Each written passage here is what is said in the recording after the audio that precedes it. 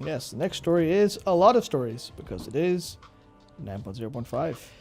Yeah, I mean, for this, I kind of want to go through it quickly because I don't want to just be lost in the weeds forever. Yeah, for sure. Basically, and look, if you want to get the full catch up for like the tweaks to the dungeons and the Nathria balancing, you can check out the WoW News episodes. Tomorrow it's kind of nitty gritty stuff to go through now.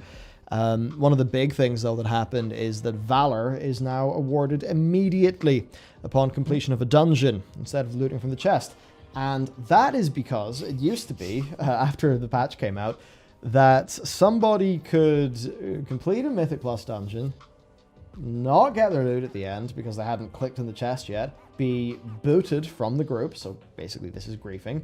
They'd be booted from the group. And because of how the system works, Valor points would not appear in the mailbox, but I believe gear still could if you went and completed the dungeon. So it was basically a way to dick people over. It has now been resolved. So there we go. But that's actually not it for issues though. Invis pots, they're still broken. I think the last that I heard, Stampeding Roar could still break invis pots. A few other things as well. It was to do with stacking buffs, I believe. It was buffs that stacked outside combat was the initial culprit. And I think there's a couple other things. I can't remember. I know Dakar was talking about it because I left a big rage post in the Discord about it because it happened to him earlier today. But I can't remember what it was in particular. But it is a case where invisibility pots, they clearly can't just fix them in one go. It's like a developing sort of deeper rooted glitch, I think. Yeah, and it's a really bad issue. It's one that does not affect me. Don't really think it affects you because that's just not the content that we do. You know, we're raid stuff. We're raid stuff, but right now we've not been playing as much World of Warcraft because we've just been really busy, like basically setting up the stream and setting up some longer term World of Warcraft video projects that will be there for you guys to enjoy. So it doesn't impact us, but for people for whom Mythic Plus is the thing that they do, I mean, invis pots are key. They're really important. This is going to mess up people's runs, change their strategies, all for a bug. I mean, rough. Yeah, that shouldn't be there. It's brutal. It's brutal for anything like 10 plus because that's when you'll start to see more of the strategy. They're like, okay, we will invis pot this because people are generally more engaged with what the best route is. But it's like, especially when you go up to like the really high keys, up to the 18 pluses, up to the 20 pluses, to time those, if you don't invis pot a bad trash pack, you will just lose minutes to actually having to kill it. Yeah. So it's like because of how the time spent on a pack scales up, it becomes extremely important at that level. And then it's like, oh yeah, sorry, since patch 9.0.5, we know you'd really love to do very difficult Mythic Plus to get your Valor gear, but we broke the thing that enables it. Sorry, our bad. Yeah, it's rough. I mean, like, I don't hold it too much against the actual devs. No, I mean, not at all. Shit happens, and it is very hard to test things. But yeah, obviously, I can say that. But at the same rate, a bunch of paying customers are also having their entertainment experience be somewhat diminished, which kind of sucks. Speaking of entertainment experiences being somewhat diminished, as I peek everything out of the microphone. Yep. Blazing ingots. Do you love blazing ingots, Matt? Oh yes, I remember doing that quest when it was fine and being annoyed. Yeah. Do you like right clicking? Yep. So here's your TLDR. The blazing ingots would, in the Maw, of course, the Maw quest. The nice thing about them is they would drop on the floor, and you could click on them, and if somebody else clicked on them, they wouldn't despawn, right? Or at least they wouldn't despawn for a bit. So loads of people could use the same node.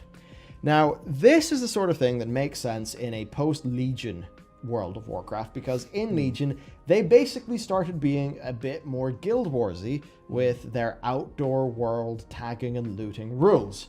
Generally to make stuff be less competitive and a bit more cooperative. This is not that. You loot it, it's gone. Now, does that make more sense for the Maw, where these are, limited resource in a very, very spooky zone? Yeah, it does. Gameplay-wise, is it fun spending 10 minutes trying to find some blazing ingots? And this is where it's really odd, because in WoW Classic, a lot of people are going to say yes. In WoW Modern, a lot of people are going to say no. And I suspect it's because all that this quest is a barrier towards somebody's goal because they're getting that to get their Venari rep, even though they actually don't give a shit about Venari because they only want to get it for like sockets and their other things that they feel like they're just being kind of bribed into doing. And I think that's why there is a feeling of resentment from some people anyway whenever changes like this happen. And I actually think that something that's perfectly analogous, not perfectly, but a bit analogous to this is World Quest Group Finder going away. Oh yes, that old old chestnut, yeah. Which you know, I bring that up because, and look, I've long been in camp. World quests are boring, so it shouldn't be a new thing to anybody. But for a bunch of people, right, they would get World Quest Group Finder and they'd be like, boom, boom, boom, boom, boom, boom, boom. They would just destroy World Quest because World Quest Group Finder would take 2 seconds. And then World Quest Group Finder goes away in the BFA expansion, and a lot of people aren't enjoying it. And you think about why, and it turns out it's because all the removing the hack, I don't mean the hack, but you know, the quick fix, the life hack to doing world quests. You remove the life hack, what are you left with? The world quest. And it turns out people didn't like him that much.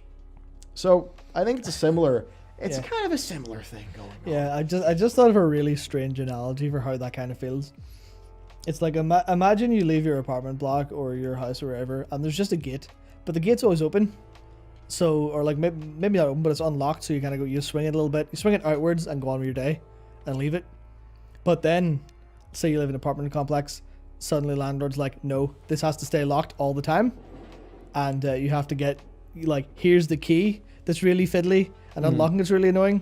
So now you're coming out every day, and instead of this like this non-issue, you're just sitting there fumbling the key, but like, oh, I just need to get to work. Please. Yeah, please. It's basically that, but for your video game. Yeah, and I think in a way it almost says less about. And the reason why I brought up Classic is it says less about the content and it says more about the player and their engagement and their experience because. You throw a situation like that at a classic player and it's far more normal and far more reasonable to their eyes and expected. But you throw that at a modern player and it is suddenly newsworthy enough for, you know, you go into the mall, you look at general chat. That's what it's going to be. There's going to be articles about it. It's going to be mentioned in videos. Oh, that's happening right now. Yep. Yeah, and I think it speaks to maybe the accidental theme that answering that super chat at the top of the show did, which is, I guess it kind of set today's show on a theme of like player expectations and ways the players' experience is different, how they engage with the game. And I think it's issues like this, little things like this, that offer us such an interesting like transparency and insight into it. Like it'd be very easy to just say, oh, you know, people just want it easy. They don't want anything, blah, stupid story. But no, I totally disagree with that. I think there's so much to dive into with things like this. Yeah, I mean, like, compare this to what it would feel like if you were in... This is going to be a strange example because I don't really think it exists, but imagine it's like a multiplayer Hitman game. And it's like first to get the target, or you have to pick up items that other players can get. But, you know, you're actually... A part of gameplay is... waiting for this thing to pass, waiting for, you know, like a guard to pass to sneak in and get it, but you're racing the other guy. So the other guy's like, you know, are they going to push their luck? Are you going to push their luck? You have a game, you have gameplay, you have things that like that's what's fun about it. But the part that's fun about the Blazing Ingots quest is handing it in, and then either being done with it, if you're like, I just want to get this over with, or seeing all the numbers go up and go, yeah, I've got more rep now, great. It's like that's fundamentally the core problem is people don't want to play a quest where they're going and grabbing ingots because they want to do the other thing. And that's about the player as opposed to the game, because I mean, I can see a world of player expectations and like almost the exact same mechanics being somewhere else and being fine. But it's not what people want or expect out of this, so that's it. It's all about the framing, the context. Yeah. That's what ends up mattering so much about all this stuff.